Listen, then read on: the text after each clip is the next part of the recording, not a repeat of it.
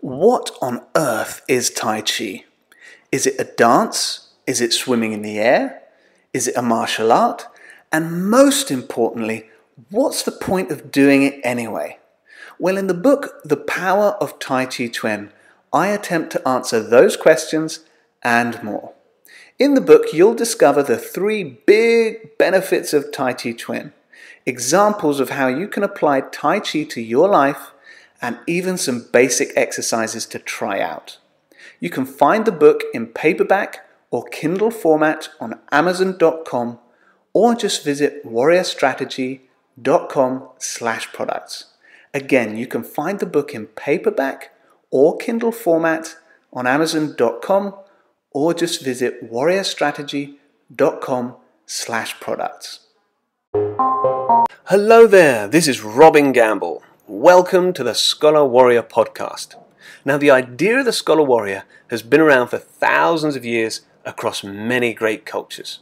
And the concept is this, that one of the highest achievements in society is to become skilled in the martial arts while also pursuing the scholarly pursuits of painting, poetry, music, philosophy, and more. So it's here that I interview martial artists as well as artists in various fields, so that you, the listener, can gain a peek into their techniques, skills, and strategies for success. And so that you, the listener, may gather these gems and apply them on your own path to self-mastery and excellence. Enjoy. Today we have Pavel Macek Sifu. He has been involved in Chinese martial arts since 1991, and in 1997 he began studying traditional Lam family Hunkien Kung Fu, and later in 2002 he founded his martial arts school, Practical Hunkien, through which he's taught hundreds of students all around the world. Now, he's also worked as a tactical self-defense coach for the Ministry of Internal Affairs and other government and private agencies. And he's a certified functional movement specialist under Gray Cook and a strength and conditioning coach under the world-famous Pavel. This is the man that introduced kettlebells to the US. Finally, when he's not teaching, he enjoys research, translation work, publishing books, and lecturing on a range of different subjects such as philosophy, art, traditional Chinese medicine, and more. On a personal note, I've been aware of Pavel and his work for several years, and I've always been very impressed by the quality and the practicality of his work. And it's with this that it's my great pleasure to welcome Pavel to the show. So welcome, Pavel. Thank you, Robin. Okay, it's great to have you here. So you are currently where exactly? I'm currently in Prague, which is the capital city of Czechia, Czech Republic. Yeah, and well renowned for its beauty as well, from what I've heard. That's right. That's right. Prague is the most beautiful city in the world. Okay, all right, I've got to get there sometime. So I've been looking forward to this interview for quite a while. As I've already mentioned to you, there's a ton of topics that I'd like to dive into. Your story with the Chinese martial arts, how did you get involved in Chinese martial arts, Pavel?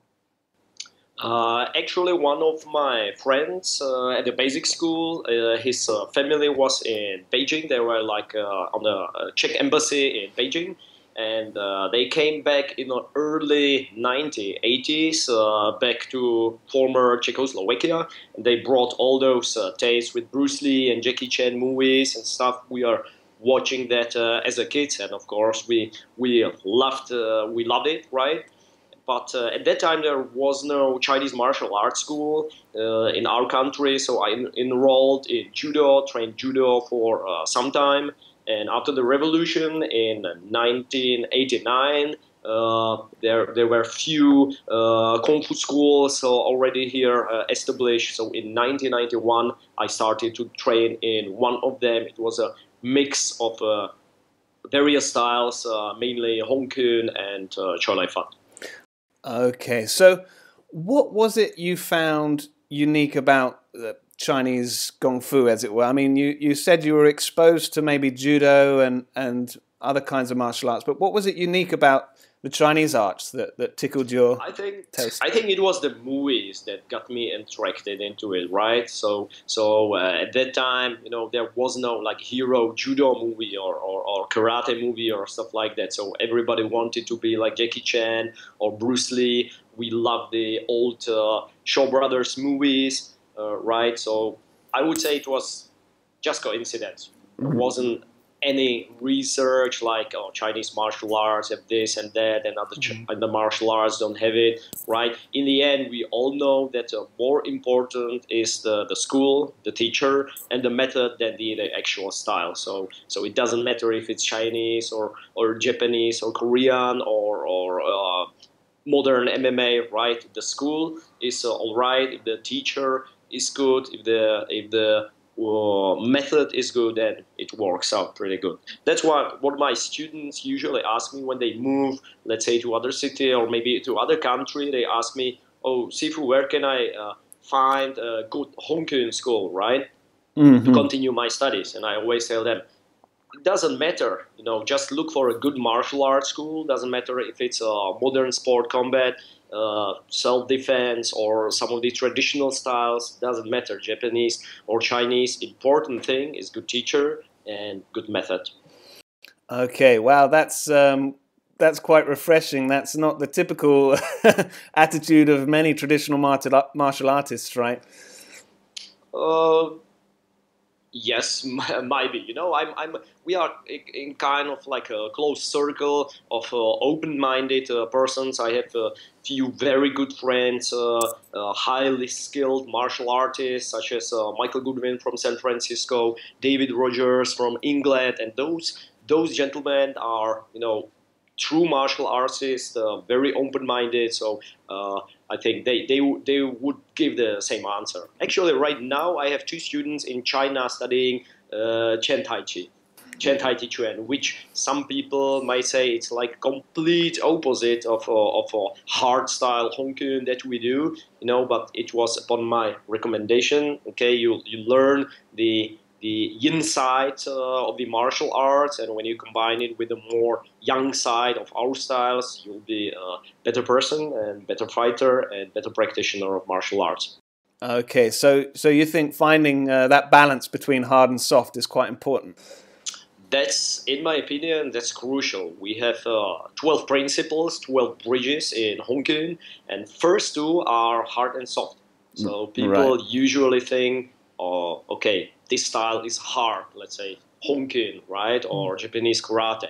This style is soft, like Tai Chi, right? But the thing is, there always has to be a balance. Maybe you start with a hard training, but you move to the softer internal side of the training, or you start the other way around with the relaxing exercises. But in the end, it's about balance. You have to be both strong and flexible, fast, powerful, but you need to keep healthy as well. So that's what Chinese martial arts, in my opinion, if they are taught and practiced properly, are unique. And it doesn't matter if it's internal, external, hard and soft. These are just the names. There's nothing like hard or soft style. It's always both hard and soft. So the harmony of hard and soft, internal, external, this is the most important task in our training. That's a really good point. And as a Tai Chi Chuan instructor, I experienced the same thing. The majority of Tai Chi people I meet are too soft, so they could do it getting a little bit harder. But that's a very good point. We've mentioned Hunkian quite a few times so far. Could you explain what actually Hunkian Kung Fu is to a complete newbie? Is it Southern Shaolin Kung Fu? What is it? If I'd never heard of Hunkian, what would you describe it as? Best would be to show, right? To describe, Hong Kong is a southern Chinese martial arts. It has its root in the southern Shaolin Kung Fu. We use lot of strength and conditioning training. We believe that in order to be effective fighter and a healthy person, you have to be strong. We mainly use hands technique and a few practical kicking techniques, throws, and joint locks. So that would be short description of what we do. We have 5 animals and 5 elements, which is not what usually people think it looks like. So we are not interested in imitating or looking like a tiger. We the aim of the style is practical usage for your strength development, your health, and combat efficiency. So, what results did you find yourself getting after training Hunkieng for, well, it must be way over 10 years now, I guess. Yeah, it must be. So, is it nearly 20 years now? Yeah, I'm getting old, that's what you That's perhaps that could be an interpretation of it. But so, what results would you say you've got from 20 years training in Hunkieng? Patience, that would be one. Good health and strength. Lots of very good friends and good students and fun as well. Right, Yeah. so that's those are the main benefits. We have to think about, if you think about the benefits of Chinese martial arts training, or let's say martial arts training in general for today's population, there are many. In my opinion, the first and most important is good health, because today we don't fight on a daily basis. We don't need to protect ourselves on a daily basis, and definitely not with, let's say, Kwando or Trident or Saber, right? So good health, strength, mobility, flexibility, movement in general, that would be thing number one. Number two, of course, the combat efficiency, because still we are martial art, and if we train the art correctly as the martial arts, it has actually better health benefit if we just do, some kind of calisthenic movements, right?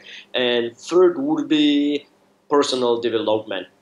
We learn patience. We know that we have to work in order to be good at something or improve at something. We have to train for some time, daily practice, patience, and it will get us there. Right. So those three aspects I value very much. This would be health and strength, uh, combat efficiency, be able to defend yourself or your loved ones in case when you need it, and personal development. Some pretty tasty benefits, if ever there were. Um, Thank you for expounding on that. And in your many years of training, I trust that you may have made mistakes. Is there any that spring to mind if you think of mistakes that you've made in training, and maybe So many. Yeah. So many. That's how you learn, right? The way I used to practice and I used to teach, and the way I practice now and teach are very, very different. Very different, I would say.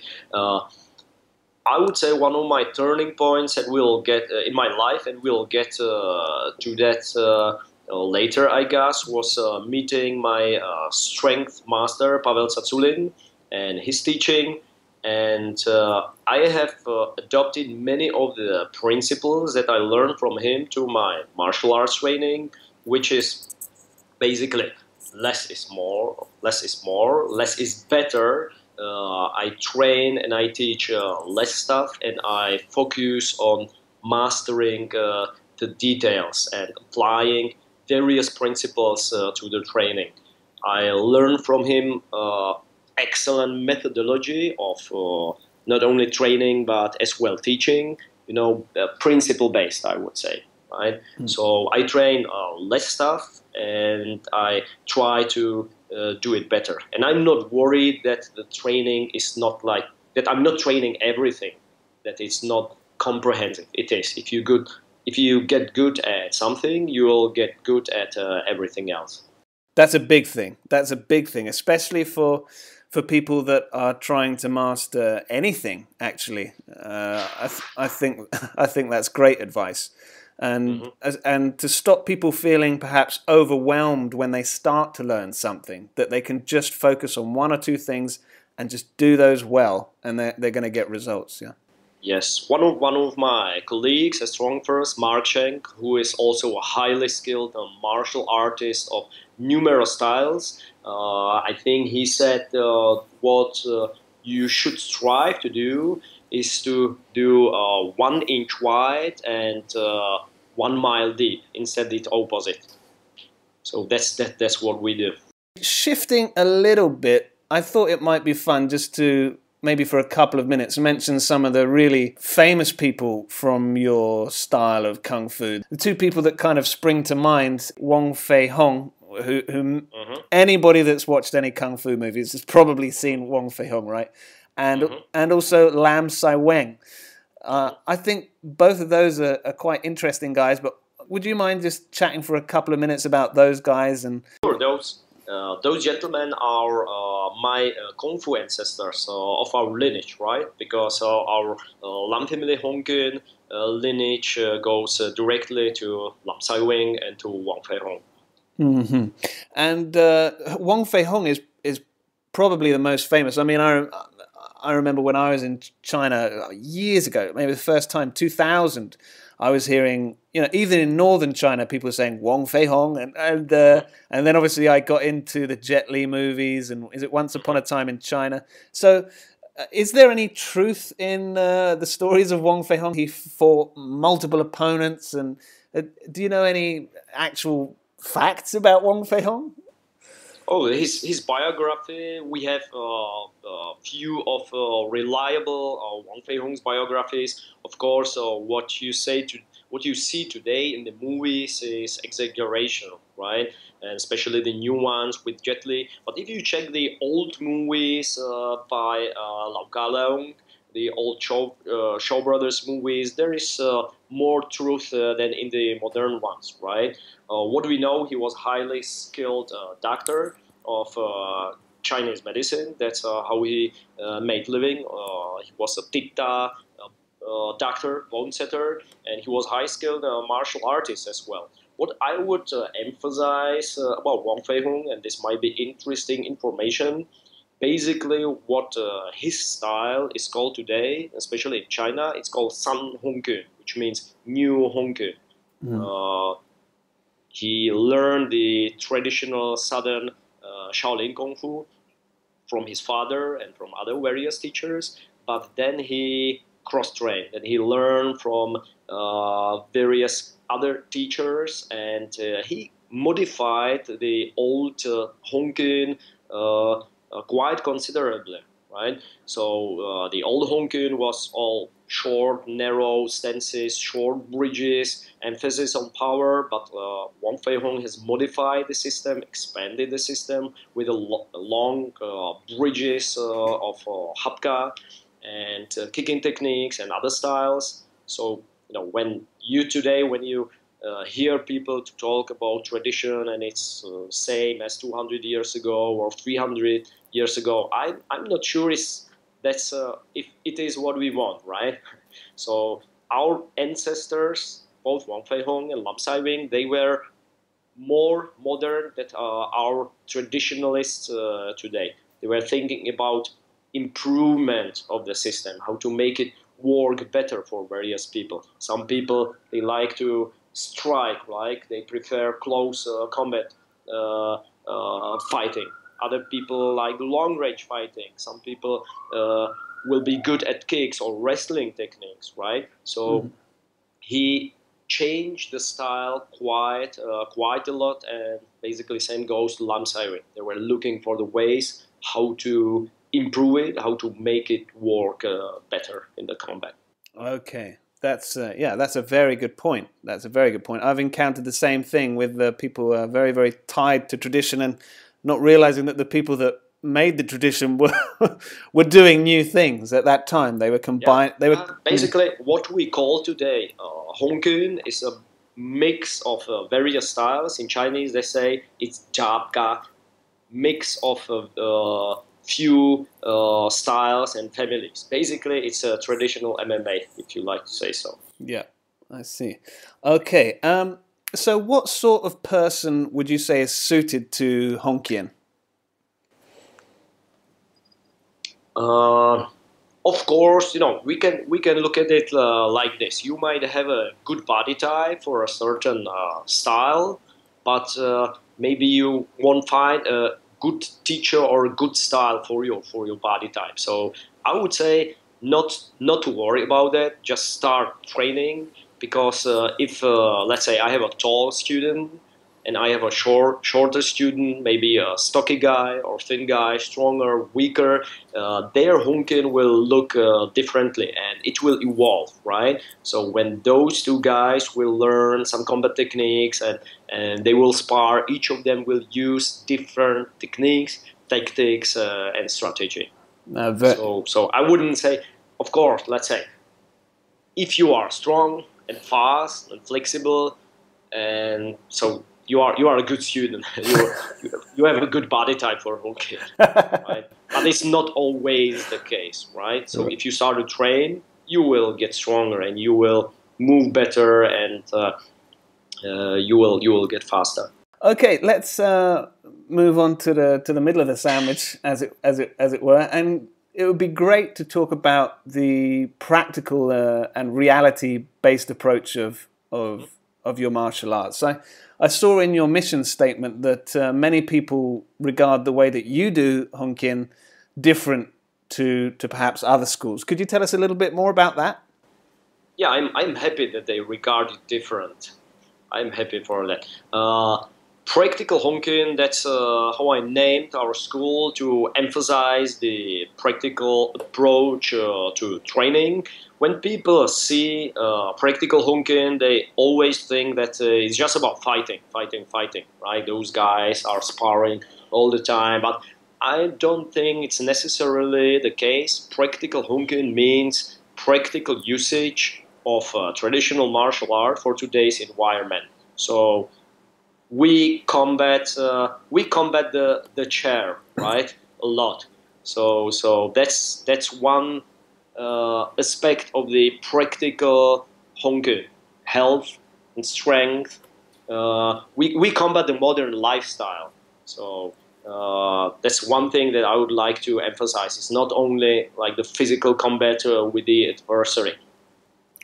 Second, of course, practical self-defense. We need to take in account today's environment, and especially mixed martial arts or modern combat arts, practical oriented. They change the landscape a lot, right? So we need to take this in account. And we need to come back to the original roots of the art, which was strength development, combat development, and practical usage in reality-based self-defense. What people today do, and in my opinion, it's wrong. They, let's say, Honkin versus Honkin, right, or Tai Chi Chuan versus Tai Chi Chuan. But it was never like this. Those arts were meant to learn, to teach the basic self-defense for a regular guy to fight another regular guy. And the typical street attacks, they were not different from today's street attack. There was always big right hand and headlock, and people trying to tackle you, and then you fell on the ground and started rolling in the dirt. It was fighting is fighting. It was always like that, right? But today we see few extremes in the usage of the combat art. One of them is just take a glove and start to beat the heck out of each other, right? Or pre-arranged movie-like sequences which will never ever happen out there on the street. We like to use the traditional methods, some of the Sansao and combat sequences and stuff. We do combat scenarios, reality-based combat scenarios. We do full contact sparring or full contact drills, right? But the aim is practical self-defense, so it might look like, and the aim is a little bit different from the modern combat arts, let's say Muay Thai or kickboxing or MMA. So if when we wear gloves and shin pads and cups and protection for the tooth, it doesn't matter that we are kickboxing. We are just actually we are in the end, because tekta means kick and strike, right? So there's nothing wrong to say, oh, this is a kickboxing. Yes, it's Chinese kickboxing, right? But we are training for self-defense. So we are using groin kicks. We are using attacks to the eyes or to the throat or back of the head. But the important thing is that the training needs to be safe, right? One gentleman, he commented on our video, oh, this is not Kung Fu. You have gloves, right? You are not doing full contact sparring without gloves. You should do that. That would be traditional Kung Fu. I'm not sure about that. You know, we can do it maybe once a month or maybe once in 3 months, and then you will have to heal your wounds for 3 months, and then you can do it again. Protective gear helps you to develop your combat skills 2, 3, 4, 5 times a week safely. Right, yeah, and if you're suffering from injuries and then you get mugged in the street. That's right, and we don't want to, you know, sacrifice our health for combat efficiency, right? Because if maybe you get involved in some kind of conflict, let's say once a year, but you need to be healthy 365, right? Right. So how would you summarize practical hunking? Practical as in separation from regular hunking, if you just to summarize the difference. I would say that practical hunking, it's not a style, it's approach.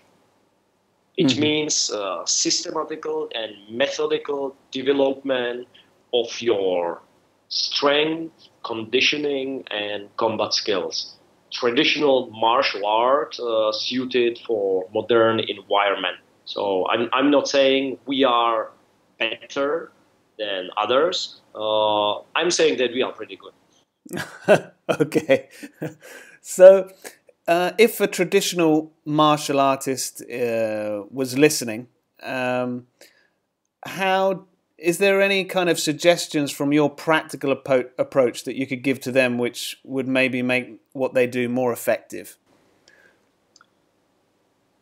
I would say don't stay in the bubble of your schools. In Chinese, they say you train one family, but you observe 100 families. So don't badmouth other styles, other schools, other systems. Let's say this is just kickboxing. This is just a sport. It wouldn't work in the real fight because there are no rules and no referees, blah, blah, blah, right? That's what the so-called traditional styles usually do. But, you know, maybe you can ask your friend who is a judo player or your other friend who does some boxing and just try some kind of friendly sparring, and maybe you will wake up really, really fast. Because one thing is the reality of street attack, which means you never know when it comes. There are no rules, stuff like that. The other thing is how fast it is, how brutal it is, how powerful the strikes are when somebody really wants to, you know, knock you down, right? And most people who don't train in this way, who don't train full contact, they are very, very surprised by that. So even with a very limited fighting arsenal, let's say, you know, just big right hand, just guy smashing your head with his right hand, wild strikes, overhands, haymakers, right? But again and again and again.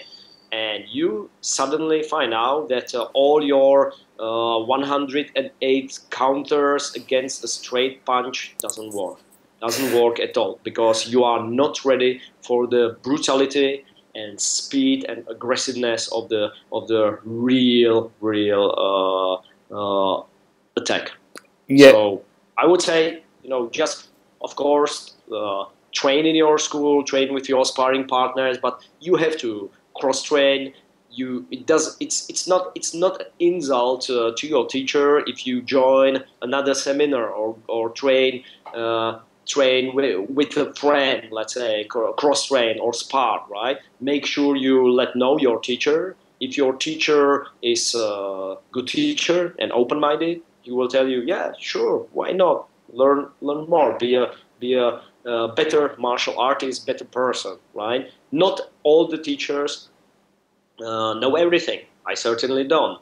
So if the students want to improve in this or that aspect, yeah, why not? They should learn more. I was stupid enough to not to learn some stuff when I had really good opportunities to learn something because I was thinking, oh, traditional, right? But Yeah, so I resonate with all of those points. All of those. I can still remember the first competition I went in. Oh, it must be way over 10 years ago, and the first time I felt a full contact hook on my jaw. That was the fastest wake up call I'd ever had. I changed a lot of things yeah. straight after that. Yeah. I think we should people usually think about solutions in extremes. Just do the set or full contact fighting or do the reality-based fighting scenarios or whatever. But you should do all. The training has to be comprehensive because each of the aspects of the training will give you something else. Today, people like to throw the baby with the water, right? They say, oh, sets are useless, or the shadow drills, they are useless. We need just spar, spar, spar.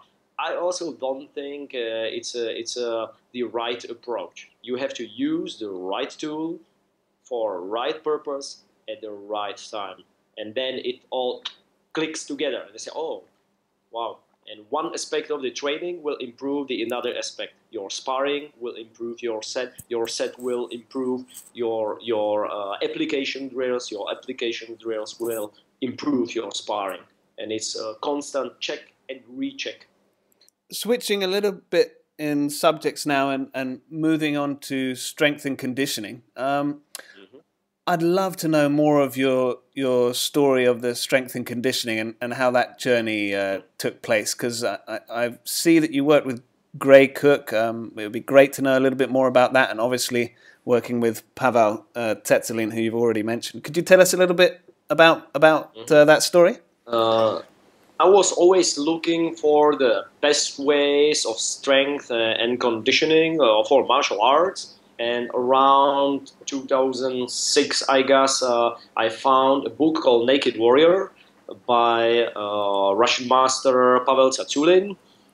It sounded intriguing. I read the book, and it featured only two exercises: one leg squat and one arm push-up. I said, "How the hell can you get stronger by just doing, two exercises?" So I just flipped through the book, tried both of them, and I failed.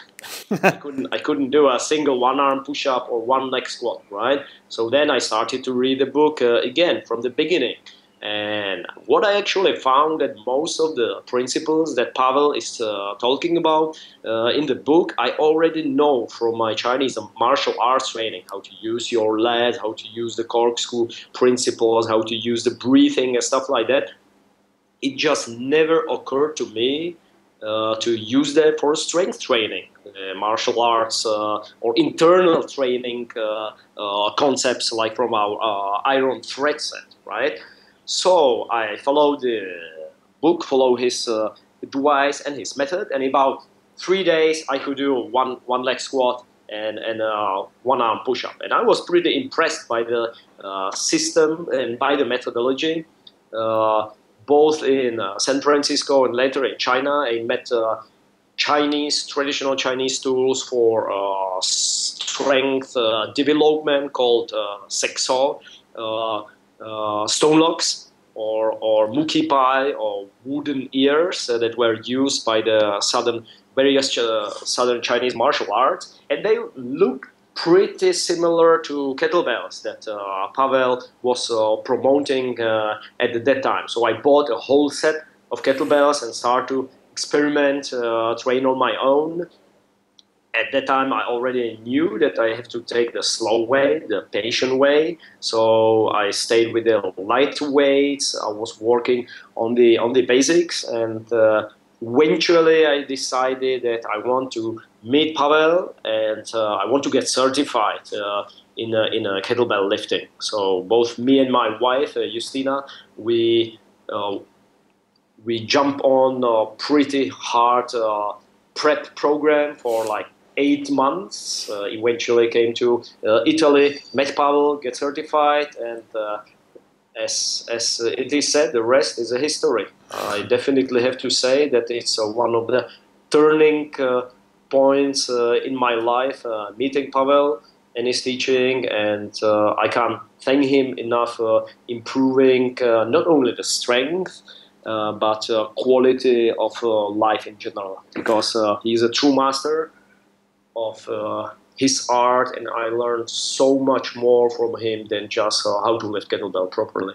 Well, that's really interesting, because my next question was, how have you benefited from that training, aside from obviously you're a lot stronger than you used to be? So if we talk about some of the crossovers into other areas of life, is there anything that jumps to mind? Yes, simplicity.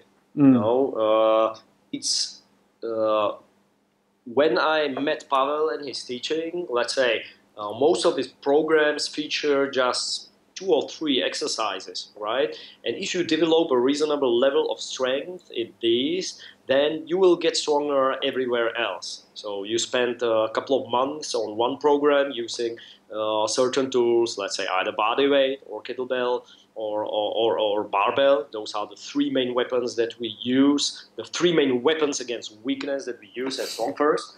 And then you just switch gears and jump on another program or start to use another tool. So less is better. And I adopted the same principles in my martial arts training. I adopted the same principles in my diet, which I simplified it a lot in my traveling, in my daily schedule. It's always about yin and yang balance. You work, you rest, you play, you pray. Mm-hmm. And so those are the things I learned from Pavel. Less is better. Focus on quality. Be patient, and you'll be doing all right. I recommend to listen to the podcast that he made with Tim Ferriss. I listened to that.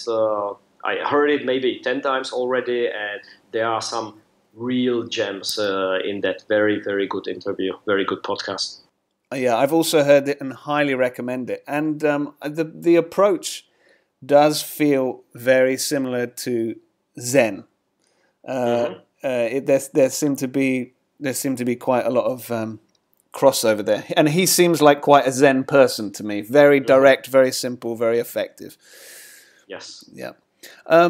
You asked me about Gray Cook. I actually didn't learn from Gray Cook personally. I learned from Brett Jones, who is now also our kettlebell chief instructors and Strong First. And he's also one of the functional movement systems experts, and I had the honor to learn from him in 2012 in Hungary on the functional movement systems course. So that's also one of the systems that we use a lot in our school. So that's how I got involved with functional movement system with FMS. Okay, I see.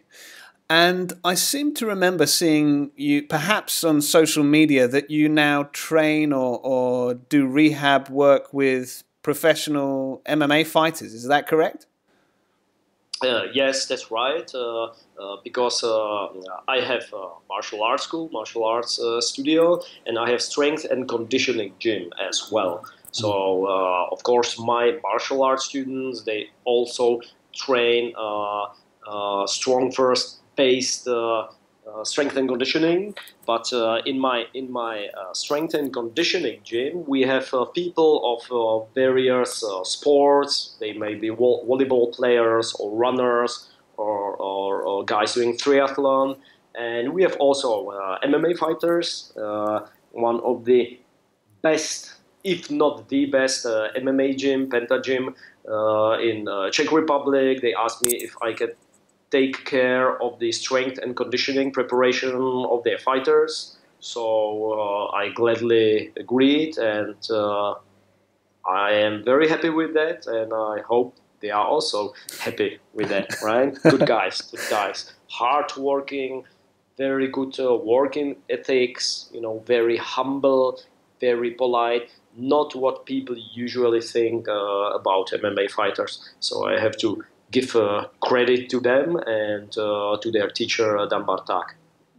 Very good. Yeah, I've also experienced some people kind of, because I train with some MMA guys occasionally, and maybe that will come up in conversation with someone who's not involved in the martial arts, and they'll kind of recoil and say, "Oh, why would you want to train with those, kind of aggressive people?" And that's a real misconception, I think. Yes. Yeah, a real misconception. I think I agree. I think aggressive people maybe make up 1 to 5%, of people involved in all martial arts, So yeah, it's or in the life general. Yes, yeah. How many angry people you see driving their car? Okay, I've got a couple more strength questions for you. As a strength coach, when would you regard someone as strong? Like, do you have any parameters or kind of tests that you would say, okay, you're strong now? We have to ask strong for what, right? So there might be a 60 years old gentleman who decided to get in shape because it's never too late, right? And every progress is a progress. So if he wasn't able to do a single push-up and now he can do 10, he has improved. He is stronger. So I don't want to give you a certain numbers because as it is said, the strength is not a number; it's an attitude, right? So I would say don't worry about the numbers. Just follow the program and get stronger.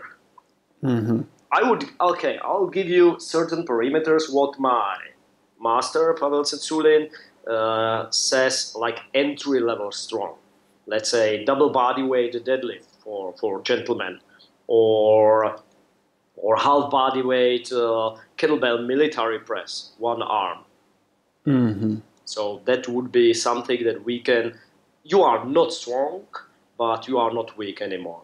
Or 5 get-ups with 32 kilo for gentlemen, or with 16 kilo for ladies. So this is not weak, not strong.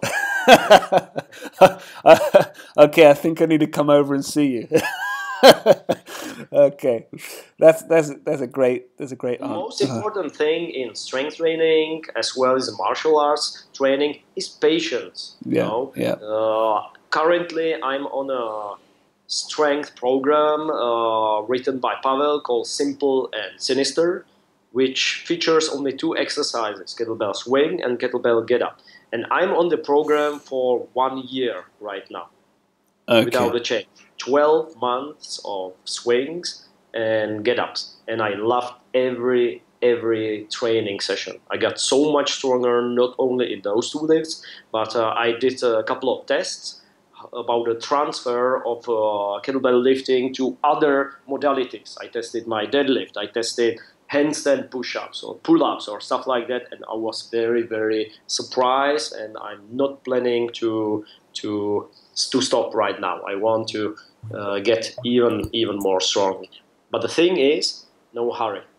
It's everyday patient training. It's like brushing your teeth. You brush your teeth, you kiss your wife, you pet your cat, and you do your swings and get-ups, right? Right. You do your joint mobility exercises, you do your breathing exercises. Okay, I'm going to be respectful of your time, so I'm going to ask you a few more bonus questions, if you don't mind, and then I don't want to take too much more of your time. Okay. Okay, so can you tell me something that's true that almost nobody agrees with you on?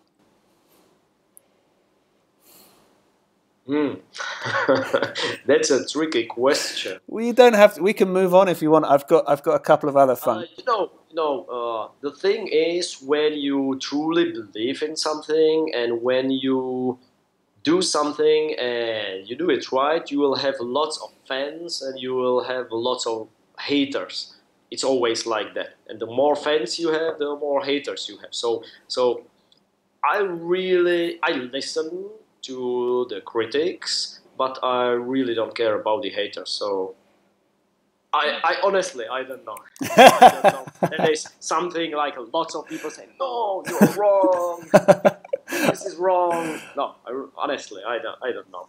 Sorry. Okay. No problem. No problem. Hey, that's a tricky I was question. thinking of some joke, but I can't come with any. Right? No Like problem. the Cure is the best band in the world, or something like that. No, it is not. No, honestly, Okay, the next. Oh, this is a very serious question. Okay, are you ready?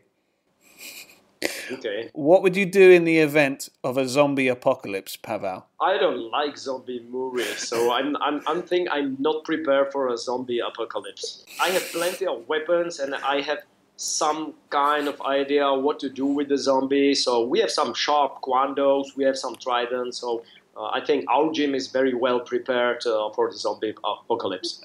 Okay. I probably wouldn't run. I'm not a good runner, and I don't want to die running. I'll face them with our weapons, and we'll see about that. Okay, so retreat to the gym and stock up on food. Retreat to the gym, which is like 40 seconds from my apartment, and we are ready. Very good. Okay, just a couple more. I think, Robin, we already are in zombie apocalypse.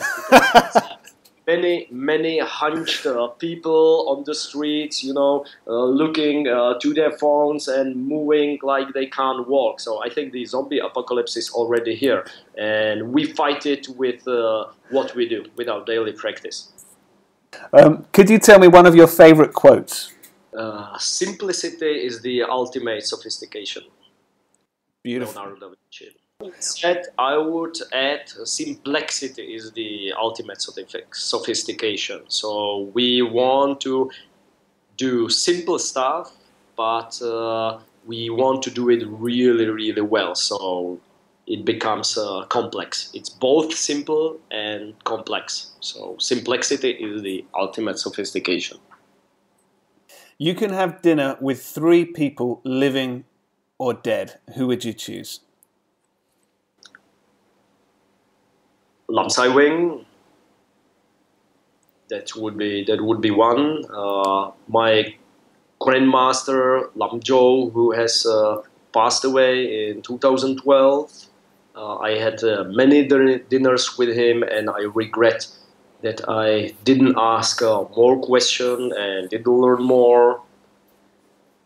And there are so many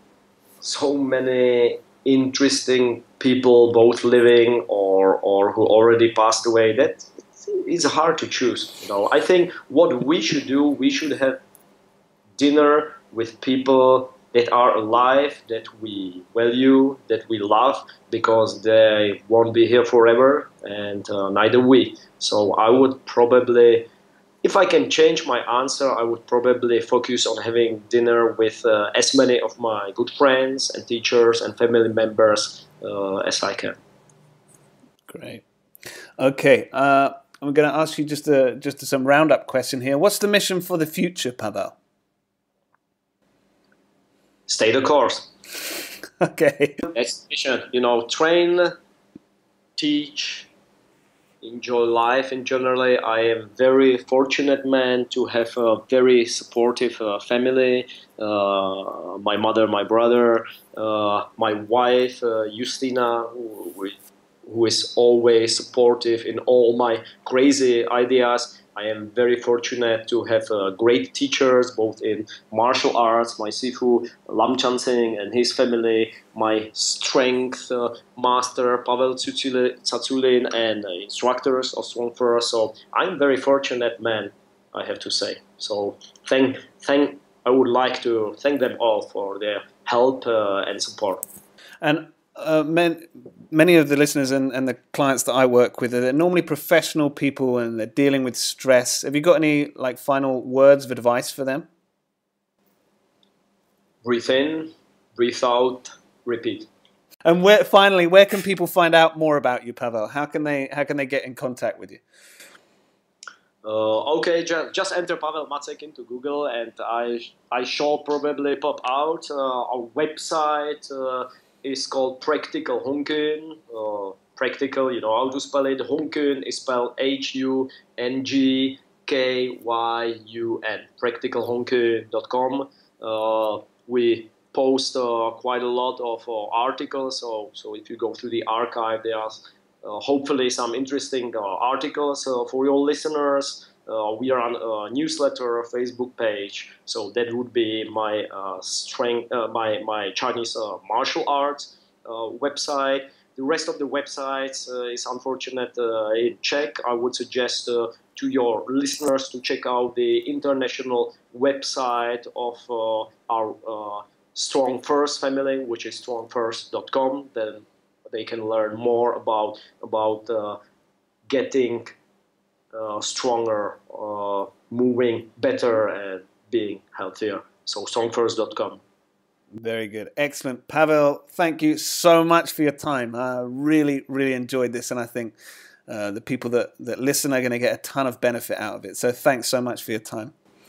Thank you, Robin, for your phone call. It's a pleasure to meet you finally in the cyberspace. As I told you before, I was following your posts for a long, long time. So plenty of videos of you training, and I'm really, really happy with the way that you approach martial arts. And I wish the best both to you, your family, and your students. Excellent. Thanks so much.